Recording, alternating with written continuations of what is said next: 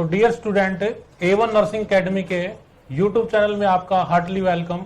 आज जो हम एक आपको ऐसे शख्सियत से कैंडिडेट से मिलाने वाले हैं जिन्होंने एक अपनी बेसिक क्वालिफिकेशन जीएनएम के बेस पर जो डीएमईआर के अंदर 3rd रैंक हासिल की है और इसके साथ इससे पहले भी बहुत सारी अचीवमेंट प्राप्त की है। तो मिलते हैं संगीता से जो रोहतक डिस्ट्रिक्ट से हैं। तो बताइए संगीता जी, आपने जो A1 एकेडमी ज्वाइन की तो आपका एक बार अपनी डिटेल बताएंगे और उसके बाद आपका क्या क्या सिलेक्शन कहाँ पर रहा है। मेरा नाम संगीता है और मैं रोहतक डिस्ट्रिक्ट से हूँ। मेरा डीएमईआर में 3rd रैंक है और पहले जब मैं यहाँ आई तो मेरी केवल जीएनएम ही क्वालिफाई थी और उसी के बेस पर यहाँ कोचिंग स्टार्ट की मैंने। तो मेरा 3-4 एग्जाम में क्वालिफाई हो चुका है और डीएमईआर में 3rd रैंक है। पीजीआई में पहले भी क्वालिफाई हो चुका था लेकिन रजिस्ट्रेशन के कारण मुझे निकाल दिया गया था और एएनएम, जीएनएम, एचएससी दोनों में मेरा सिलेक्शन है अब की बार। Thank you A1 academy. तो देखो स्टूडेंट, आपने देखा संगीता की जो अचीवमेंट है, इन अचीवमेंटों में बताया कि इन्होंने एएनएम भी कर रखी है और एएनएम में भी संगीता का सिलेक्शन हुआ है। और जो पिछला जो हमारा पीजीआई रोहतक का एग्जाम था पिछले ईयर का, उस ईयर के अंदर भी इन्होंने अच्छे कितने नंबर आए थे आपके उस टाइम पे? 69 आए थे सर। 69 नंबर्स आए थे जो कि 65 के नियर अबाउट तक जनरल कैंडिडेट को लिया गया था। वहां पर भी संगीता यादव सिलेक्टेड थी। और अब की बार जो डीएमईआर के अंदर इसने 74 नंबर्स लेके डीएमईआर के अंदर नंबर बेस पे, नो की सोशल क्राइटेरिया, 74 मार्क्स के साथ में आज ये डीएमईआर में 3rd रैंक के साथ में पोजीशन रखती है। इसके साथ में दूसरा जो इसका एचएसएससी का जो एग्जाम है वहां पर भी इसके 63 मार्क्स के साथ में अच्छे नंबरों के साथ में ये सिलेक्टेड है। तो हमें बहुत खुशी होती है कि ऐसे कैंडिडेट जो हमारे पास जीएनएम करते ही जो बच्चे आते हैं उनका बहुत ही अच्छा आईक्यू होता है और उन्होंने हमारी चीजों को, संगीता ने जो हमारी हर चीज को आपने फॉलो किया, हम इस चीज के लिए बहुत खुश हैं इन चीजों से कि आपने उन चीजों को सभी को फॉलो किया और इतनी अचीवमेंट दी और एकेडमी का नाम रोशन किया और अपने कैरियर को आगे बढ़ाया है। तो हमें इन चीजों की बहुत खुशी होती है। तो संगीता जी बताएंगे कि जो जीएनएम वाले बच्चे हैं जैसे होपलेस होते हैं, कभी नए बच्चे आते हैं जैसे उन्होंने जीएनएम कर रखी है, तो जीएनएम जो बच्चे कर लेते हैं और वो फिर कहीं प्राइवेट हॉस्पिटलों में सर्विस करने लग जाते हैं, तो क्या सर्विस सही है या फिर हमें गवर्नमेंट जॉब की तरफ ही फोकस करना चाहिए?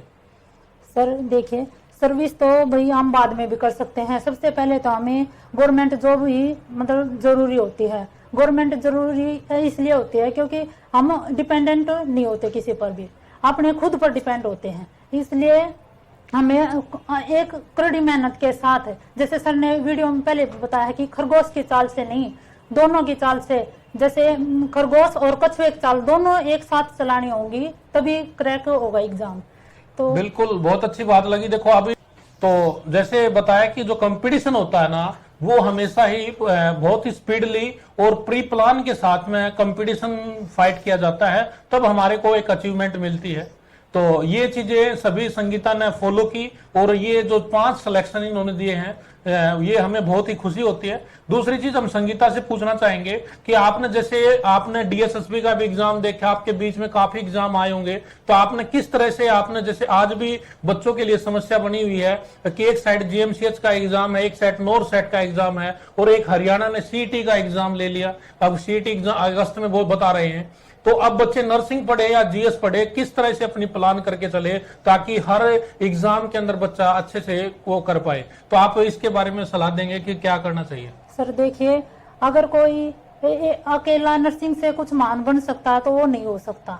नर्सिंग कुछ नहीं, अकेला एग्जाम क्रैक नहीं करवा सकती, उसके साथ जीएस पोर्शन बहुत जरूरी है।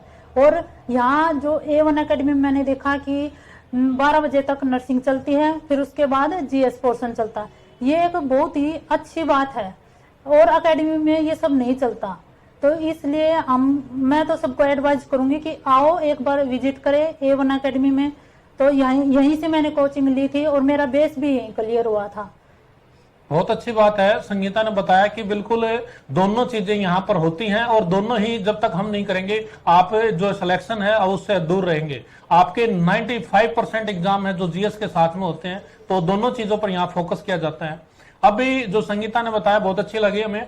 मैं आपको एडवाइस देना चाहता हूं कि आज हमारे नर्सिंग स्टूडेंट के साथ में बहुत ही एक क्रिटिकल प्रोपोजिशन बनी हुई है कि वो नर्सिंग पढ़े या जीएस। बहुत से बच्चे नर्सिंग को फोकस लिए हुए हैं, कहीं दूसरी जयपुर, राजस्थान, दिल्ली वगैरह कोई भी एकेडमी में ऑनलाइन कोर्स उन्होंने 3-3 हजार रुपए के कोर्स खरीद रखे हैं, और वे कॉमन एक नर्सिंग की क्लास होती है और उसकी स्टैंडर्ड नर्सिंग भी नहीं है। वो आपको 2000-3000 जो 30,000 रुपए की पढ़ाई है वो आपको 2-3 हजार रुपए में दी जा रही है, तो आप हैंग हो जाते हैं उस कोर्स को लेकर, एकेडमी तक नहीं पहुंच पाते, जो असली फीचर है उसको आप नहीं एक्सेप्ट कर पा रहे हो।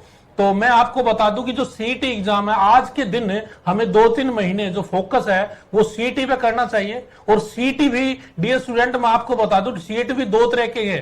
एक बच्चा जिसने आर्मी, नेवी या क्लर्क में लगना है, उन बच्चों को सीईटी में नंबर कितने चाहिए, और हमारे जो नर्सिंग प्रोफेशन के बच्चे हैं, एमपीएसडब्ल्यू फीमेल है या जो स्टाफ नर्स, नर्सिंग ऑफिसर है, इनके लिए हमें क्या चीज है, हमारा क्राइटेरिया कितना होना चाहिए, क्योंकि हमारा नर्सिंग स्टूडेंट है वो जीएस का इतना बड़ा ब्रॉड पोर्शन को जो सीईटी ने सिलेबस डाला है वो नहीं कर पाता है। तो उसके बेस पर यानी कि एक टीचर की गाइडलाइन के बेस पर ही आप इस चीज को अच्छे से निकाल सकते हो।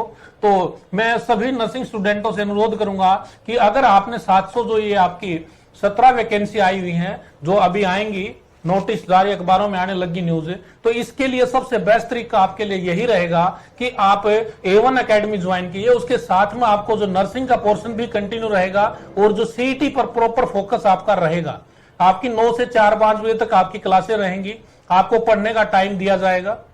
तो ये जो बहुत ही इंपॉर्टेंट चीज है, आप सीईटी, अगर आप किसी बच्चे ने सीईटी फॉर्म नहीं भरा है या आप सीईटी के अंदर 50% एग्रीगेट नहीं ले पाए, तो उस कंडीशन में आप एग्जाम यानी कि आगे जो आपकी वैकेंसी है 717 ये आपको नहीं मिलने वाली है। अगर आपने इनको अचीव करना है तो आपके लिए सबसे जरूरी सीईटी पर फोकस करिए। और सीईटी ओनली 50 मार्क्स से आपका क्वालिफाई होता है। मैं आपको फिर बता देता हूं, ओनली 50 मार्क्स से क्वालिफाई होगा। बट अगर कोई वैकेंसी, जैसे हरियाणा के अंदर कोई 200 वैकेंसी कोई निकालता है तो वो 5 गुना कैंडिडेट को बुलाएंगे। हर 50 कैंडिडेट जिसको क्वालिफाई कर रखा है उन सभी बच्चों को नहीं बुलाएंगे इस एग्जाम के लिए। इस एग्जाम में वो टॉप के जो 1000 बच्चे होंगे, 200 यानी 200 मल्टीप्लाई आपका 5 है, यानी कि 1000 कैंडिडेट जो अपर नंबर्स के जो बच्चे होंगे उनको यानी कि नर्सिंग का एग्जाम, सेकंड एग्जाम लेकर आपको जॉब मिलेगी। तो ये भी आपके लिए बहुत चीज है। तो आप ये मत सोचिए कि हरियाणा के अंदर नर्सिंग की वैकेंसी नहीं आई हुई है। हरियाणा सरकार ने, विपक्ष ने हर मुद्दे के ऊपर इस सीईटी एग्जाम को प्रायोरिटी दे रखी है और आपकी 30 से 50 हजार तक वैकेंसियां हैं जो सीईटी के थ्रू आपकी भरेंगी। और यहाँ नर्सिंग के साथ में सीईटी आपका जो नर्सिंग बच्चे जो कर सकते हैं